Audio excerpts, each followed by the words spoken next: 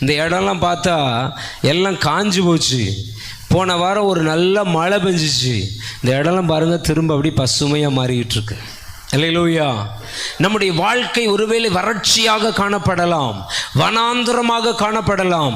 தேவனுடைய வசனம் நம்மீது பொழிய பொழிய பொழிய வறட்சியான வனாந்தரமான நம்முடைய வாழ்க்கை செழிப்பான வாழ்க்கை என்ன செய்யும்?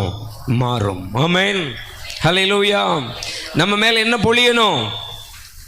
நம்மெல்லாம் என்ன விரும்புகிறோம்? ஆசீர்வாதம் பொழியணும் அப்படின்னு விரும்புகிறோம். அப்படி தானே? ரொம்ப சந்தோஷம்.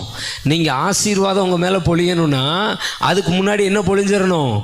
வசனம் பொழியணும். ஒரு வசனமும் பொழியாமல் ஆசீர்வாதம் பொழியும்னா அது பிரயோஜனம் இல்லாமல் போயிடும் அந்த ஆசீர்வாதம். அல்லேலூயா. அப்போ ஆசீர்வாதம் வர்றதுக்கு முன்னாடி என்ன வந்துடணும்? என்ன கேட்டால் வசனம் தான் நமக்கு ஆசீர்வாதம்.